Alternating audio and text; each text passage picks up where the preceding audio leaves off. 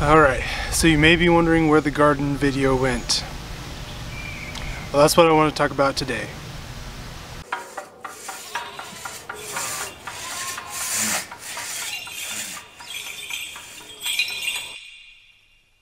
So in all my youthful zeal, I was quite excited about getting started with our first garden and getting that planted. We bought a bunch of seeds. I thought I had everything down as far as how I was going to do it, the preparation and all of that, and it was certainly good practice, but immediately after I planted it I started thinking of all the things that could go wrong, and I was right.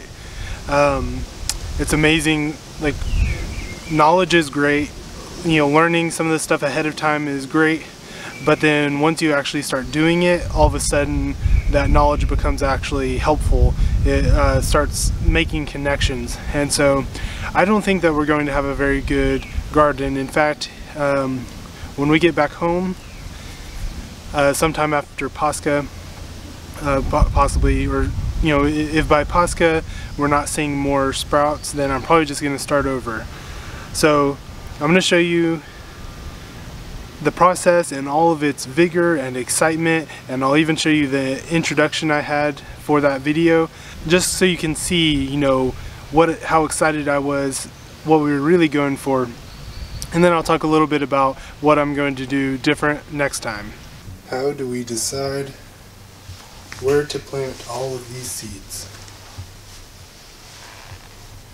I tried to make up a diagram of where we're going to plant everything and pre-plot them out, but then I realized it was going to take hours, so I think we're going to have to do a little bit of winging it today.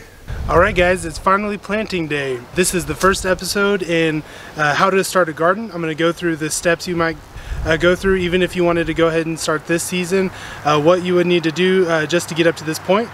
Just as a reminder, if you haven't been watching up to this point, this is our first garden, the first time we're trying this, but we're basically compiling a lot of the wisdom and a lot of the information we've gathered from people who have been very successful at this. We're giving it a shot for ourselves and wanted to show you what we're doing. So first thing, I'm going to start planting our vegetables, show you a little bit about that, and then afterwards kind of go through some of the steps we took to get to this point.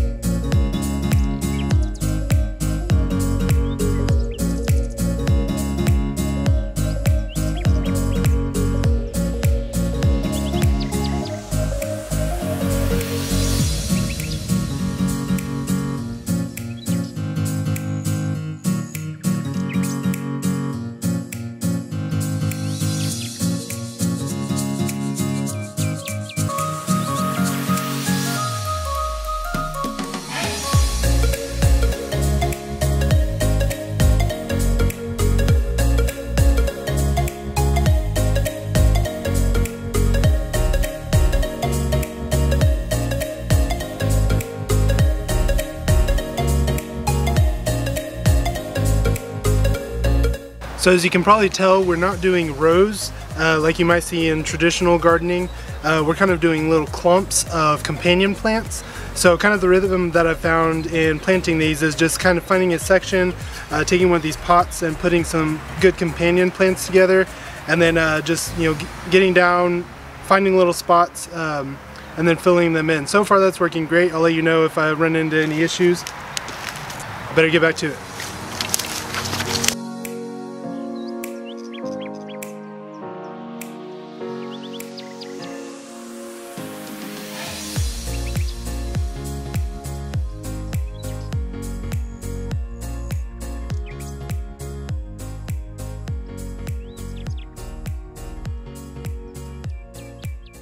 Alright, so as you could see, you know, we had covered that area with wood chips not nearly long enough ago. The first mistake I made was not getting the wood chips down at least a season ahead of time so that it would kill off the grass. So in Back to Eden gardening, or even no-till gardening as you might have heard it. You don't break up the ground. But what does breaking up the ground do? Why is that so common? Well, because you have other things there. The ground, unless it's a desert, isn't going to stay bare. It's going to produce roots and all that, and all that's going to be in your way. So if you just dig it up, if you turn the soil over, then that takes care of it. Well, it also releases a lot of nutrients. It depletes the soil a whole lot faster. So another way you can do that is if you cover that ground, it'll kill off the root systems, it'll kill off the grass, the weeds, whatever you're dealing with, but also it helps hold in all the nutrients, and it draws in worms that are going to start aerating the soil. It's really great. It's starting to rain, so I'm about to move. So because I didn't get on top of covering that soil with the wood chips earlier, I knew I was going to have to deal with some grass. I thought it'd be no big deal. And one of the ways I was going to get around that is, instead of opening up wide areas, so I would, wouldn't have to pull out the roots and everything for very much, you saw I kind of opened up little pockets, put in the seeds. Well, that works really great if you have already started your seeds in a greenhouse or something of the sort, because then you can open up that little pocket, put it in there, and then cover it back up, and that's fine. Well, the problem is, when you're putting in seeds, those wood chips kept on falling in. Well, then I kept having to pull those out. Well, also we had a ton of roly-polies, which will eat away at small seedlings. So just those holes got full of roly-polies. What roly-polies like is basically little caverns and dampness. Well, the wood chips are great for that. And the roly-polies would not have been a problem if they were just staying in the wood chips, and for the most part they were, but because those little holes were so small, they were still in their ideal area, but they were also where my seedlings were, or where my seeds and everything were. So I think they've already picked off a bunch of that. I decided not to do anything to get rid of them, not because I'm entirely against that. You can use some natural methods that won't hurt the garden, but most of those will also hinder other bugs that we want to encourage to be there, that are going to help that area. It was my mistake, so I didn't know if I wanted to just exterminate a bunch of bugs that we want and some that we don't want, just because I made a mistake. I think I'll just need to start over. So another main thing is, I mentioned I kept having to pull the wood chips back. Well, I just started seeing some of those seeds sprouting, but the problem is I'm seeing a lot of them sprouting in the wood chips, not in the little hole, which I think I must have pulled a lot of those seeds into the wood chips.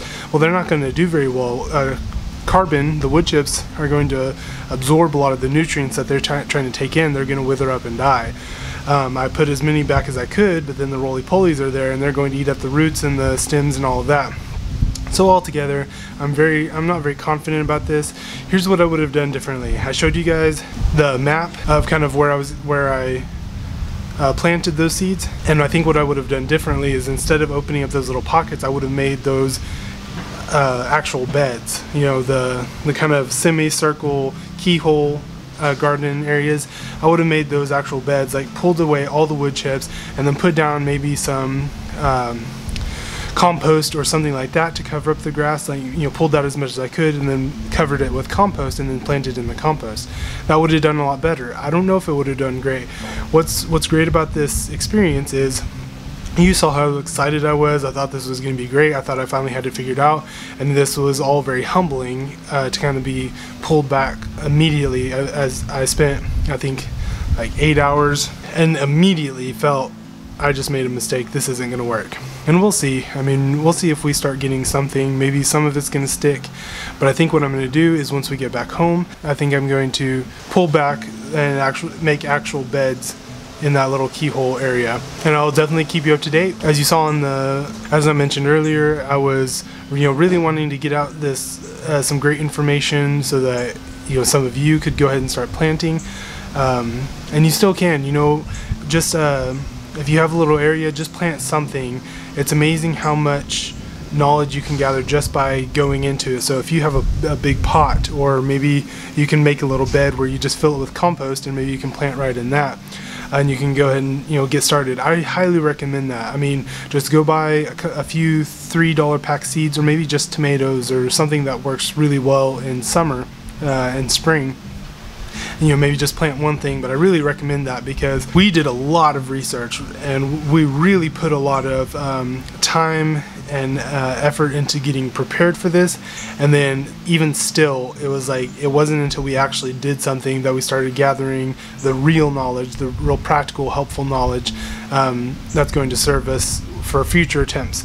So I think we're still gonna go for a summer garden. So just wanted to kind of let you know why the gardening episode hasn't come out yet. It was really planned on coming out a couple of weeks ago, maybe 2 or 3 weeks ago at this point. Hopefully I'll have some more videos coming out pretty soon. Thank you guys so much for watching. Please click like, subscribe, definitely share this if you think that there's anyone interested in what we're doing with this project. I'm going to address the new logo and the new look pretty soon, so look out for that video. Hope you have a wonderful day. God bless.